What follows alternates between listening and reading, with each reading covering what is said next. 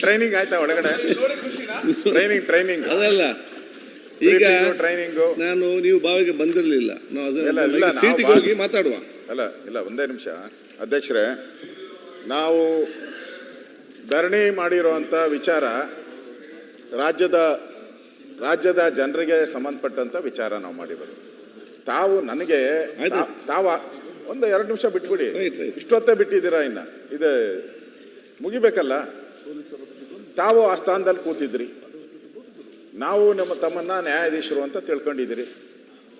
ನ್ಯಾಯಾಧೀಶರು ಅಂದ್ರೆ ಏನಾನ ಆದೇಶ ಮಾಡಿದ್ರೆ ಅದು ಕಾನೂನು. ತಾವು ಏನು ಹೇಳಿದ್ದೀರಾ ಅಂತ ಹೇಳಿದ್ರೆ, ಅಧ್ಯಕ್ಷರು ಮಾನ್ಯ ಮಹೇಶ್ ತೆಂಗಿನಕಾಯಿ ಅವರೇ ನೀವು ಹೇಳಿರೋದು, ಮಾನ್ಯ ಮಹೇಶ್ ತೆಂಗಿನಕಾಯಿ ಅವರೇ, ಮಾನ್ಯ ಸಚಿವರು ಆಗಸ್ಟ್ ತಿಂಗಳವರೆಗೆ ಕ್ಲಿಯರ್ ಮಾಡಿದ್ದೇವೆ ಎಂದು ಹೇಳುತ್ತಿದ್ದಾರೆ. ನೋಟ್ ಮಾಡ್ಕೊಳ್ಳಿ, ಅಲ್ಲಿಗೆ ನಿಲ್ಲಿಸಿ 1 ನಿಮಿಷ. ಎಂದರೆ ನೀವು ಹೇಳಿರೋದು ರೆಕಾರ್ಡ್, ನೀವು ಕೊಟ್ಟಿರೋ ರೆಕಾರ್ಡ್ ತಗೊಂಡಿದ್ದೀನಿ. ಎಂದರೆ ಫೆಬ್ರವರಿ ಮತ್ತು ಮಾರ್ಚ್ ಮಾಹೆಯನ್ನು ಒಳಗೊಂಡಂತೆ ಕೊಟ್ಟಿದ್ದೇವೆ ಎಂದು ಅರ್ಥ. ತಾವು ಹೇಳಿರೋದು ಆ ಪೀಠದಿಂದ.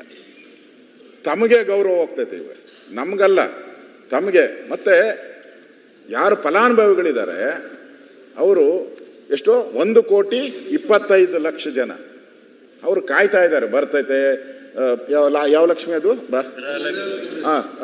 ಗೃಹಲಕ್ಷ್ಮಿ ಬರ್ತೈತೆ, ನಮ್ಮ ಮನೆ ಗೃಹಲಕ್ಷ್ಮಿ ಬರ್ತೈತೆ ಅಂತ ಕಾಯ್ತಾ ಇದ್ರು. ಬಂದಿಲ್ಲ, ಮಾರ್ಚಲ್ಲಿ ಬಂದಿಲ್ಲ. ಮತ್ತೆ ನಮ್ಮ ಸದಸ್ಯರು ಏನು ಕೇಳಿದ್ರು, ಮೇಡಮ್ ಅವರೇ ನೀವು ತಪ್ಪು ಹೇಳ್ತಾ ಇದ್ದೀರಾ, ಕೊಟ್ಟಿಲ್ಲ ಅಂತಂದ್ರು. ನಾನು ಅದನ್ನ ಓದ್ತೀನಿ ತಾಳೆ, ಅದನ್ನು ಯಾಕಂದ್ರೆ ಸದನಕ್ಕೆ ಗೌರವ ಇದೆ. ಇಲ್ಲಿ ನಮ್ಮ ಡೆಪ್ಟಿ CM ಅವರು ಎಲ್ಲ ಮಂತ್ರಿಗಳೆಲ್ಲ ಇದ್ದಾರೆ. ಅವ್ರ ಮಾತಿಗೆ 3 ಪೈಸದ ಬೆಲೆ ಇಲ್ದಂಗೆ ಆಗೋಗ್ತೈತೆ. ಆಮೇಲೆ ಇದೇನಾನ ಒಂದು ಹೆಚ್ಚು ಕಮ್ಮಿ ತಾವೇನಾನ ತಪ್ಪು ರೂಲಿಂಗ್ ಕೊಟ್ರೆ ಇಡೀ ಸದನಕ್ಕೆ ಅಗೌರವ ಆಗ್ತದೆ. ಅದಕ್ಕೆ ನಾನು ಹೇಳುದು, ಒಂದೇ ನಿಮಿಷ, ಇಷ್ಟೊತ್ತು ಸುಮ್ಮನೆ ಇದ್ದೀರಾ, 1 ಅವರ್ ಸುಮ್ಮನೆ ಚೇಂಬರ್ ಅಲ್ಲಿ ಬ್ರೀಫಿಂಗ್ ನೋಡಿದೆ. ನಾನು ಬಂದಿದ್ದೆ ಬ್ರೀಫಿಂಗ್, ಅದಕ್ಕೆ ನಾನೇ ಬಂದ್ಬಿಟ್ಟೆ ಆಚೆ. ಶ್ರೀಮತಿ ಲಕ್ಷ್ಮೀ ಹೆಬ್ಬಾಳ್ಕರ್ ಅವರು, ಮಾನ್ಯ ಅಧ್ಯಕ್ಷರೇ, ಈ ಸಾಲಿನಲ್ಲಿ ಆಗಸ್ಟ್ ಮಾಹೆಯವರೆಗೂ ಕ್ಲಿಯರ್ ಮಾಡಿದ್ದೇವೆ ಎಂದು ಹೇಳುತ್ತಿದ್ದೇನೆ. ತಾವು ಫೆಬ್ರವರಿ ಮತ್ತು ಮಾರ್ಚ್ ಎಂದು ಹೇಳುತ್ತಿದ್ದೀರಿ. ಮಾನ್ಯ ಸದಸ್ಯರೇ, ನಾನು ಹೇಳುವುದನ್ನು ಸ್ವಲ್ಪ ಅರ್ಥ ಮಾಡಿಕೊಳ್ಳಿ. ಏನು ಸದಸ್ಯರಿಗೆ ಹೇಳ್ತಾ ಇರೋದು ಅಂದ್ರೆ, ಸದಸ್ಯರು ಬಾಯಿ ಮುಚ್ಕೊಂಡು ಕೂತ್ಕೊಂಡ್ಬಿಡ್ಬೇಕು ಅನ್ನೋ ತರ. ಸ್ವಲ್ಪ ಅರ್ಥ ಮಾಡ್ಕೊಳ್ಳಿ ಅಂದ್ರೆ ಅರ್ಥ ಆಗಲ್ಲ ಅಂತ ಸದಸ್ಯರಿಗೆ. ಇಷ್ಟು ಹೇಳಿದ್ಮೇಲೆ ನಮ್ಮ ಸದಸ್ಯರು ಆಗಸ್ಟ್ ವರೆಗೆ ಕ್ಲಿಯರ್ ಮಾಡಿದ್ದೇವೆ ಎಂದು ತಮಗೆ ಹೇಳ ಬಯಸುತ್ತೇವೆ. ಇಷ್ಟಾದ ಮೇಲೂ ತಾವು ರೂಲಿಂಗ್ ಕೊಟ್ಟ ಮೇಲೂ, ರೂಲಿಂಗ್ಗೆ ನಮ್ಮ ಪ್ರಕಾರ ತಾವು ಆ ಸ್ಥಾನದಲ್ಲಿ ರೂಲಿಂಗ್ ಕೊಟ್ಟಿದ್ರ.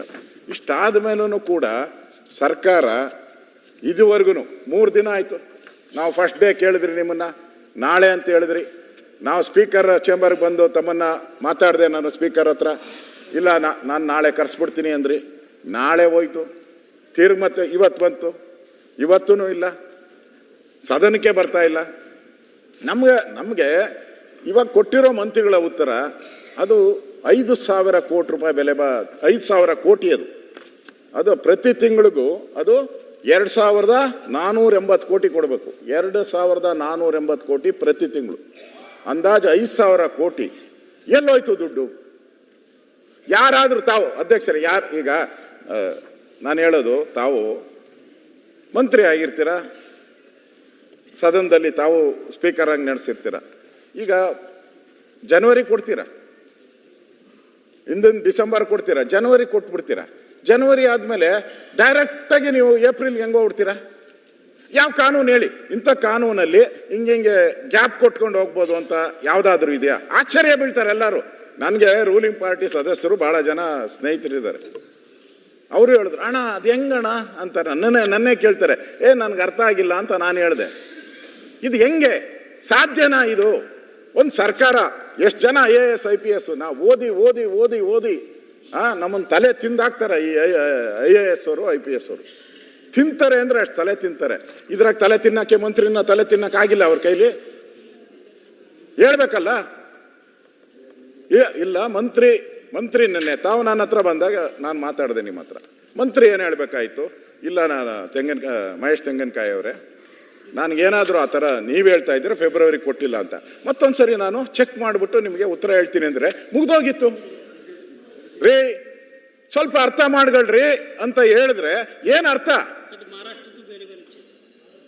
ಏನರ್ಥ? ಅದರಿಂದ ತಾವು ಆ ಸ್ಥಾನದಲ್ಲಿ ಕೂತ್ಕೊಂಡು ರೂಲಿಂಗ್ ಕೊಟ್ಟಿದ್ದೀರಾ. ಈ ರೂಲಿಂಗಿಗೆ ತಾವು ರೂಲಿಂಗ್ ಏನು ಹೇಳ್ತೀರಾ ಹೇಳಬೇಕು. ಮತ್ತೆ ಮಂತ್ರಿಗಳು ತಪ್ಪು ಕೊಟ್ಟಿದ್ದಾರೆ, ಅವರು ಇದಕ್ಕೆ ಉತ್ತರ ಹೇಳಬೇಕು ಫಸ್ಟು. ಮತ್ತೆ ಅವರು ಇದಕ್ಕೆ ತಪ್ಪಾಗಿದ್ರೆ ತಾವು ಈಗ ಕೊಟ್ಟಿಲ್ಲ ಅಂದ್ರೆ ಫೆಬ್ರವರಿ ಮಾರ್ಚ್ ಅವ್ರು ಕ್ಷಮಾಪಣೆ ಕೇಳಬೇಕು. ಇಷ್ಟು ನನ್ನ ಆಗ್ರಹವನ್ನ ನಾನು ಮಾಡ್ತಾ ಇದ್ದೀನಿ. ರಾಜೀನಾಮೆ ಇಡೀ ರಾಜ್ಯಕ್ಕೆ, ಇಡೀ ನನಗ್ ಬೇಡ, ನನಗ್ ಕ್ಷಮಾಪಣೆ ಕೇಳಿದ್ರೆ ಏನು ಉಪಯೋಗ ಅಲ್ಲ. ಇಡೀ ರಾಜ್ಯದ ಗೃಹಲಕ್ಷ್ಮಿಗಳು ಯಾರಿದ್ದಾರೆ 1,24,000 ಅವ್ರ ಕ್ಷಮಾಪಣೆ ಕೇಳಿದ್ರೆ ಸಾಕು, ನನ್ಗೇನು ಕೇಳೋದು ಬೇಕಾಗಿಲ್ಲ ಅದಂತ ಮಾತನ್ನು ಹೇಳ್ತೀನಿ. ಆಯ್ತು, ತಮ್ಮ ತಮ್ಮ ಆಸನ ಸ್ವೀಕರಿಸಿ.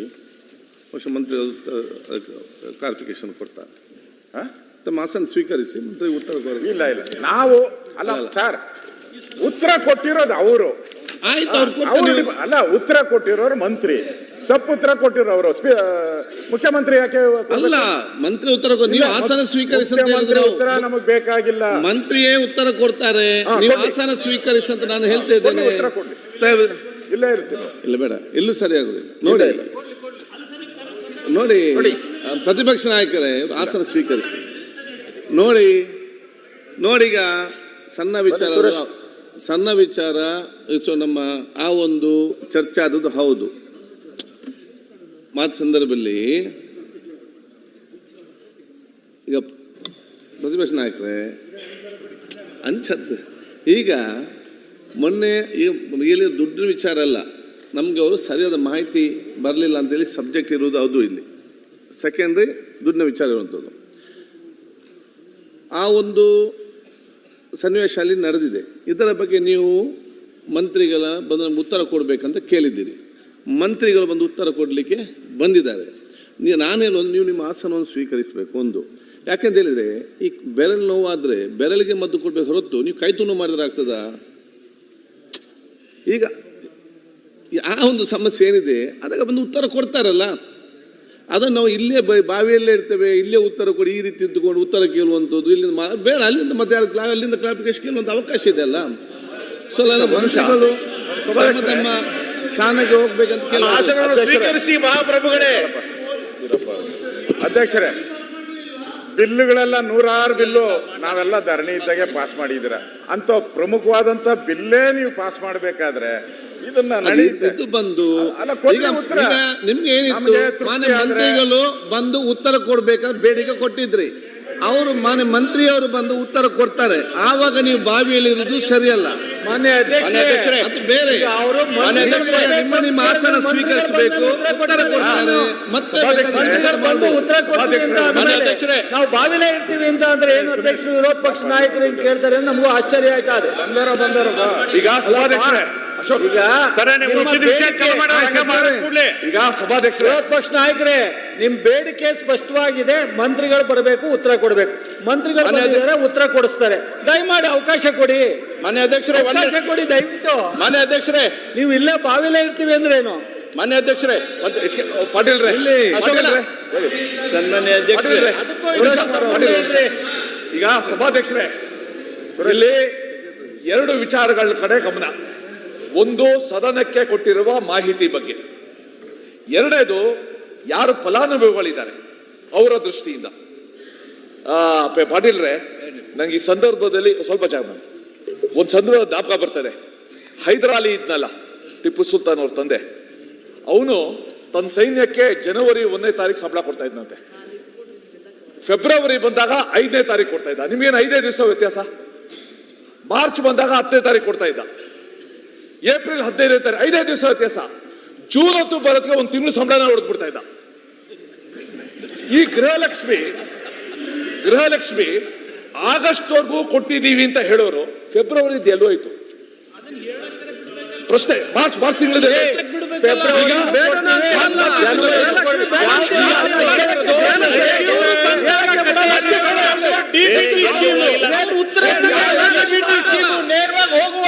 ನಡೀಬಾರ್ದು ನಿಮ್ಮ DBT scheme ನಲ್ಲಿ everything is track up. ಒಂದೊಂದು ಪೈಸೆ ಎಲ್ಲ ಗೊತ್ತಿದೆ. ದೆಹಲಿಯಲ್ಲಿ ಗೊತ್ತಿದ್ದಾರಾ ಗೊತ್ತಿಲ್ವಾ ಅಂತ ಹೇಳ್ತಾರೆ. ಅವ್ರು ಕೇಳಿದ್ರು ಮಂತ್ರಿಗಳು ಬರ್ಬೇಕು ಅಂತ ಬಂದಿದ್ದಾರೆ. ಅವಾಯ್ಡ್ ಮಾಡ್ತಾ ಇದ್ದಾರೆ. ಉತ್ತರ ಕೊಡಿ ಅಶೋಕಣ್ಣ, ಉತ್ತರನೂ ಬೇಡ ಅಂತಾರೆ. ಕೇಂದ್ರ ಸರ್ಕಾರ ನಡ್ಕಟ್ತಾ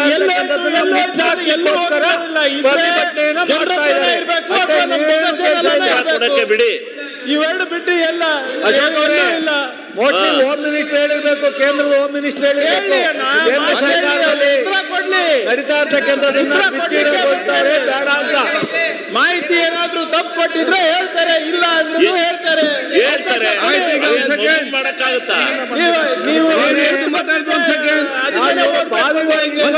ಕೊಡ್ಸೋದು ಸೂಕ್ತ ಅಲ್ಲ. ಆಯ್ತು ಮಾನ್ಯ ಅಧ್ಯಕ್ಷರೇ, ದಯವಿಟ್ಟು ಅಧ್ಯಕ್ಷರೇ ಒಂದ್ ಸೆಕೆಂಡ್ ಮಹೇಶ್ ಹೇಳಿ. ಪ್ರತಿಪಕ್ಷ ನಾಯಕರೇ, ನಾನು ನಿಮ್ಮ ಮುಖಾಂತರ ಮತ್ತೆಲ್ಲ ನಮ್ಮ ಸನ್ಮಿತ್ರರಿಗೆ ನಾನು ವಿನಂತಿಸ್ತೇನೆ, ತಮ್ಮ ತಮ್ಮ ಆಸನ ಸ್ವೀಕರಿಸಿ ಒಂದು ಸದನಕ್ಕೆ ಒಂದು ಗೌರವ ಬರಲಿ.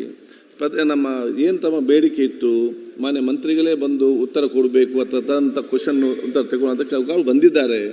ಬಂದ ನಂತರ ತಮ್ಮ ತಮ್ಮ ಆಸನ ತಾವು ಸ್ವೀಕರಿಸಬೇಕು, ಅವರ ಉತ್ತರ ಬರಲಿ. ಅದನ್ನು ಅದಕ್ಕಾಗಿ ನಾನು ಹೇಳಿದೆ, ಇದನ್ನೊಂದು ಸ್ವಪ್ರತಿಷ್ಠೆಯಾಗಿ ಈಗೋ ಆಗಿ ಅದರಿಂದ ಬೇಡ, ಸಕಾರಾತ್ಮಕ ಚರ್ಚೆ ಆಗಿಕೊಂಡು ಉತ್ತಮ ಸಂದೇಶ ಸರ ಕೊಡುವಂಥ ಕೆಲಸ ತಾವು ಇವತ್ತು ಮಾಡುವ ಅಂತ ನಾನು ನಿಮ್ಮ ಮತ್ತೊಮ್ಮೆ ನಾನು ವಿನಂತಿಸುತ್ತೇನೆ. ಮಾನ್ಯ ಅಧ್ಯಕ್ಷರೇ ದಯವಿಟ್ಟು ನೀವು ಮಾತಾಡಬೇಡಿ. ಒಂದ್ ಸೆಕೆಂಡ್ ಅಧ್ಯಕ್ಷರೇ, ಆಯ್ತಪ್ಪ. ಮಾನ್ಯ ಅಧ್ಯಕ್ಷರೇ ಒಂದ್ ಸೆಕೆಂಡ್ ಅಲ್ಲ ನಿಲ್ಲಿ, ಇದೊಂದು ಮುಗಿಲಿ. ಅಲ್ಲ ಅದರದ ಮಹೇಶ್ ವೇಟ್, ಒಂದು ನಿಮಿಷ ಮಹೇಶ್, ಒಂದು ನಿಮಿಷ ಮಹೇಶ್, ಮಹೇಶ್ ಒಂದ್ ಸೆಕೆಂಡ್ ನಾವೇ ಹೇಳುವಂಥದ್ದು, let the house come to an order. ಮತ್ತೆ ತಮಗೂ ಮಾತಾಡ್ಬೋದು, ಮಂತ್ರಿಯವ್ರು ಎಲ್ಲರಿಗೂ ಮಾತಾಡೋ ಅವಕಾಶ ಇದೆ.